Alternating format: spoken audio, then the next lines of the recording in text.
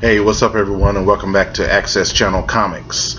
And we're coming at you today with exciting news in the entertainment business. I'm your host, your boy, The Banks, Corey Banks, coming at you today with episode number 21 and ongoing. And today what we're going to talk about is two hot topics in the entertainment business. As many of you may know, this week, and it's been going on actually for a couple of weeks, but it's been going to put into pretty much certification that the CW shows in the DCTV universe is being CW signed a deal with Netflix to pick up a lot of the DC properties of their live action television shows. As you know, it already has Arrow, it already has The Flash, but the difference is it has like the season 1 and of Arrow up to season 3 and season 1 of The Flash, not season 2 yet. But what's going to happen in this transition is when the season ends for these shows, so like for example the season finale of The Flash, 8 days later the whole entire season of that season, including that season finale that you may have watched or may miss, will be loaded up into Netflix so you can watch and enjoy. Now, I thought about this at first. When I first heard that they're going to be signing with Netflix and they may be transitioning off Hulu Plus, don't know that for sure yet. I was kind of like, that's kind of like, I don't know. I like tuning into Hulu Plus. I can catch it again or catch it if I missed it the next day. But then I thought about it. I said, hear them out. With these shows, the CW's website loads them up the next day where you can watch them, just like Hulu Plus does. So that's still going to remain on the CW. Now, I don't know for sure if Hulu Plus is going to wind up taking it where they're not going to do it anymore, but I know it's going to Netflix. But the cool thing about this going to Netflix is if you miss that season finale, on that night that it happens, then you have where 8 days later, which I know it's almost 2 weeks, but 8 days later, that season finale plus that whole entire season will be loaded up on Netflix. Now for some people that's kind of like, may not be a big deal, but some people it may be a big deal. For me it's a big deal because I'm pretty much watching the shows as they go, so I'm into them. But every once in a while I may miss an episode because I may have something else to come up. So a lot of times I say I'll watch it the next day on Hulu Plus or on the CW website. But the cool thing about this is, if somebody's just drastically busy, they be like, man, I've been hearing so much about The Flash. I've been wanting to catch this show. I'm always missing it. And I just have, the Hulu Plus and everything, the episodes will move on. Well, 8 days later, the whole season, it's like for The Flash season 3 will be loaded up when that season ends. And people can take their time watching. It's like what they do with Daredevil now. I love the fact that it's on Netflix because I can watch it as I go along. I'll be like, hey, I need to go out to the store. I'm not going to be back later on, or I need to go traveling.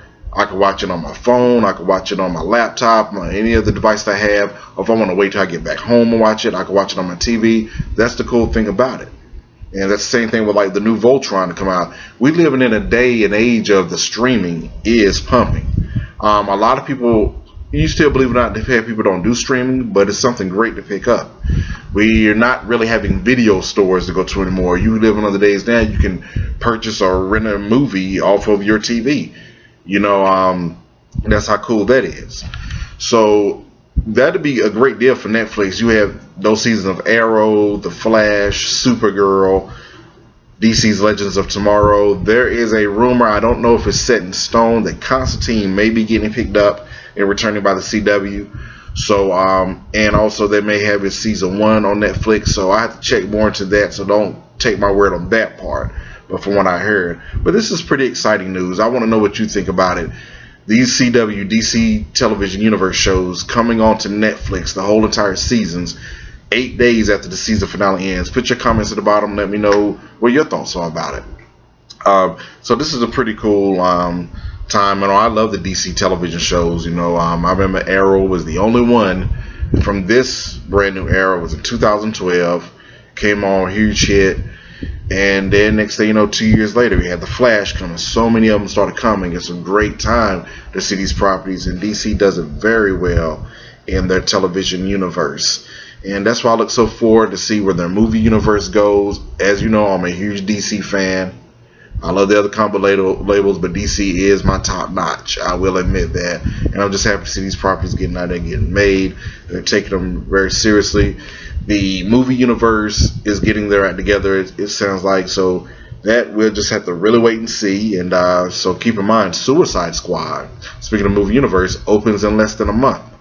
So that's very exciting news. We'll finally get to see Jared Leto's Joker. We'll see how he follows in the long line of the great Jokers that we've seen on the big screen. So this will be very cool. I can't wait to see Suicide Squad. It is one of my highly anticipated movies, and keep in mind a lot of stuff is coming out. Batman will be making an appearance in that movie. Also, speaking of the Batman, keep in mind July 19th, in about 10 more days, Batman v Superman: Dawn of Justice will be out to own on Blu-ray, DVD, and digital download. You can rent it and buy it now on some streaming sites, and if you got memberships like Vudu Movies, you can buy it. Amazon, you can buy it and everything. It's available digital if you want to go ahead and buy it, or if you want to wait for the Blu-ray to come out. Also, we'll be offered in the 4K Ultra, the digital, if I'm not mistaken, 4K HD, if I'm not mistaken. I don't know a lot about 4K. I'll learn about it. Don't know if I'm going to get all into the 4K. Maybe later on. I don't know. It's kind of, I was in the store the other day, like Best Buy, and I was looking at movies, and I saw their 4K rack, and nice presentation, and they tell you how it works. It reminds me of how the Blu-rays started off. It was a smaller area, but it expanded. Now Blu-rays everywhere. I remember back in 2008 when I first saw the first Blu-rays on the shelf. The Dark Knight was the first Blu-ray I seen, and it was like $28 back then. I didn't have a Blu-ray player back then, so of course, back then when I got the DVDs, I'm the type of person I love to get the extra stuff. So back then DVDs was pumping out special edition DVDs, 2-disc edition DVDs. I do commend Warner Brothers because they still actually do that with the DC properties. So they don't leave people in the dark who's just going to get a standard DVD. But this is how transitions go. And now Blu-rays, you can find Blu-rays for $5. You can get Blu-rays marked down, just find them just a little bit higher, a little bit lower. So that's the cool thing about it. Around with the 4K, that may grow. I guess that's how I go. Because I remember before the Blu-ray came out, they had the HD DVDs. They didn't really stay around that long because the Blu-ray came out. So it was kind of like, what was the point of those? But that's the thing about it. So just keep up with the technology. But hey, you decide on what way you want to purchase it, and that's your choice. Also, speaking of the Batman, you have Batman the Killing Joke coming out. Excuse me, if I'm not mistaken, that's July 25th. That'll be coming out to own. Look very forward to that. That's one of the most greatest Batman stories ever. It's more of a Joker story, the Killing Joke. The Killing Joke has done some inspiration on a lot of things in the Batman anthology. In The Dark Knight, there are some elements of the Killing Joke.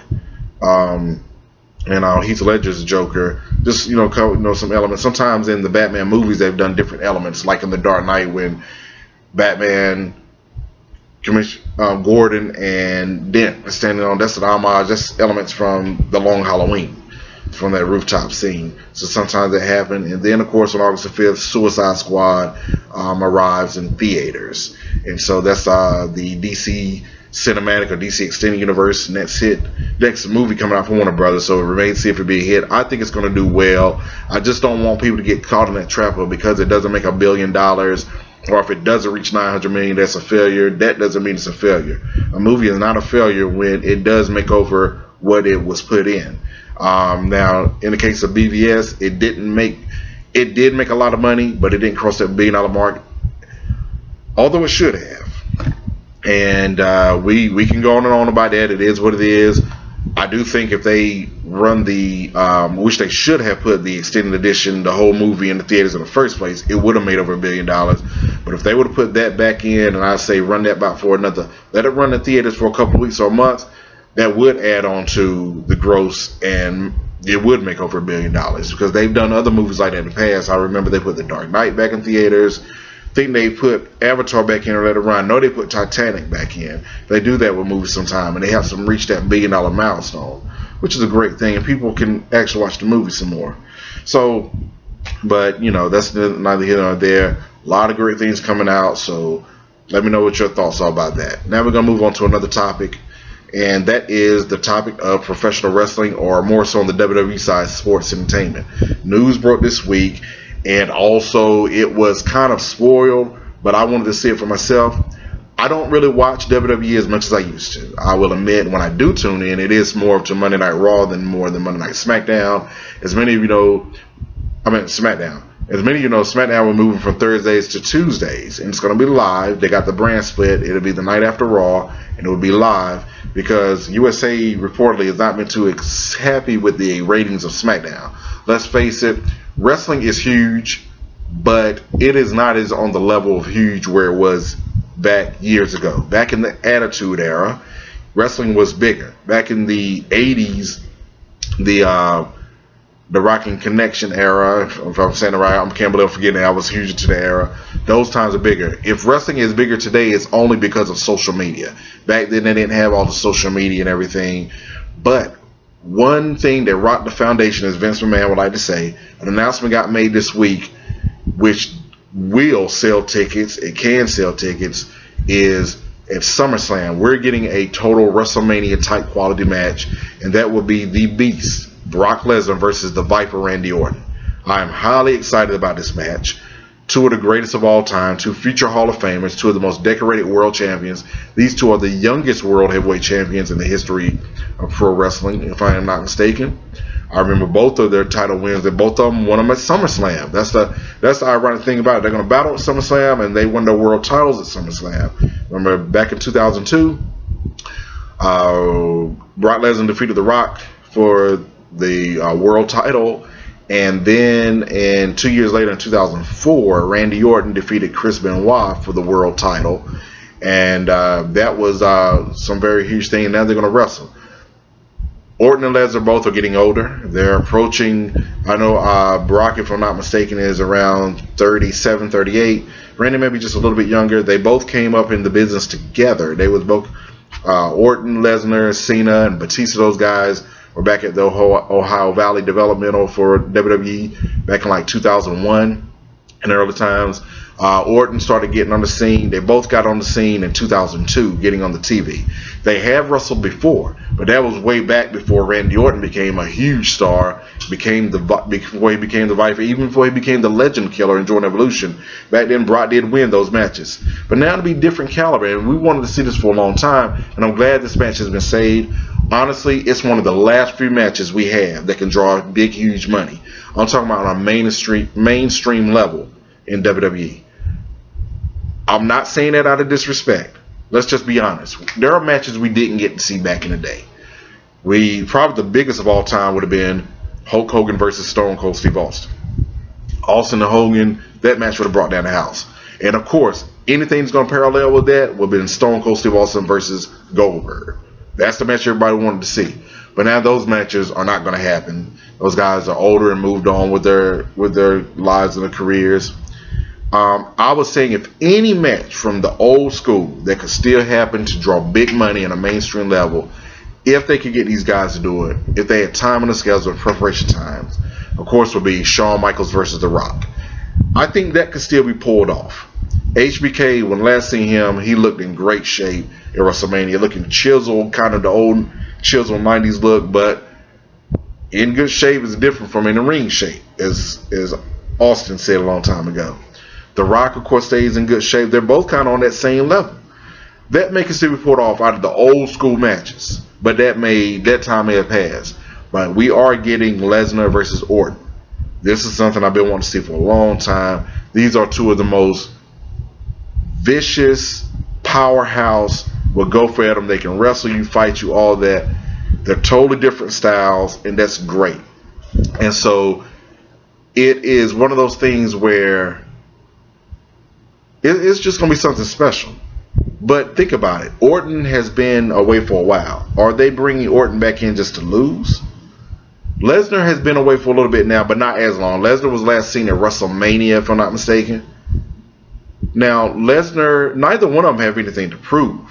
But more so with Orton, I know they're not bringing him in just to lose. It's just going to be one match where they have a rematch. Honestly, this is a WrestleMania type of match, but it's a long way from WrestleMania. This is one of those matches where it should be for the world title. Back in the day, it would have been, but if you notice lately in the WWE last several years, the world title matches have been overshadowed. Unless you're going to have, remember last year, Brock was the World Heavyweight Champion going to WrestleMania. That drew big money.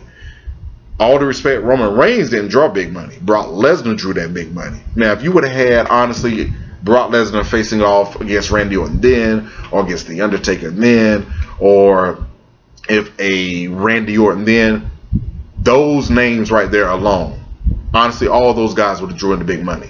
All the respect to Roman Reigns, he is not on that level. I'm not saying he ever won't be. At this pace where they got him, he will not be. But if things change, it could be. But those names, because back in the day, the world title match was treated as the biggest match on the card, as it should be. You got to think about it. WrestleMania 3, Hulk Hogan and Andre the Giant, the two biggest names in the business at the time. You could say ever. Those are two of the biggest names ever, most certainly. That was huge. Even though it wasn't the best total match on the card as far as action-wise, that was huge.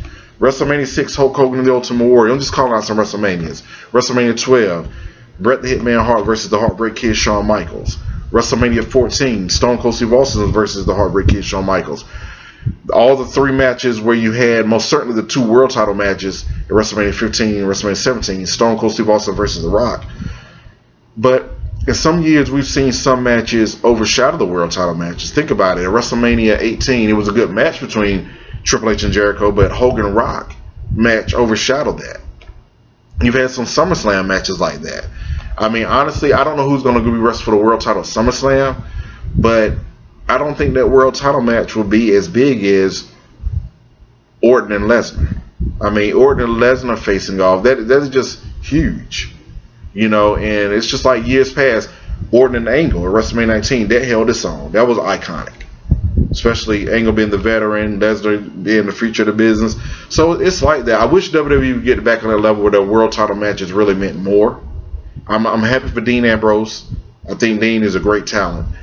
Dean has his best days ahead of him. You know, making a name bigger for himself. He's well liked. But Randy Orton and Brock Lesnar, honestly, Randy Orton and Brock Lesnar are the biggest names in the WWE. If anybody going to put up there with them, of course, is John Cena. Now, I know what you may be thinking, what about The Undertaker? Is The Undertaker still... last time I checked, of course, The Undertaker's name is bigger. It's synonymous. It's right up there, just as big. But The Undertaker, I think he said he's finished. I think. You know what I'm saying? So don't take my word on that. I haven't been following closer. That's the last time I heard. But Orton and Lesnar, that is something just... That's two future Hall of Famers, two of the most decorated champions. Not just world champions, but other titles they won also. You got Brock Lesnar totally in the mainstream. The biggest of all of them. I mean, he draws in huge money. Everybody knows who Brock Lesnar is. You know, with the UFC, all that stuff. Everybody know who Randy Orton is. Randy Orton is a huge conglomerate star. And I think could have been bigger at times, but still huge. Everybody know who Randy Orton is.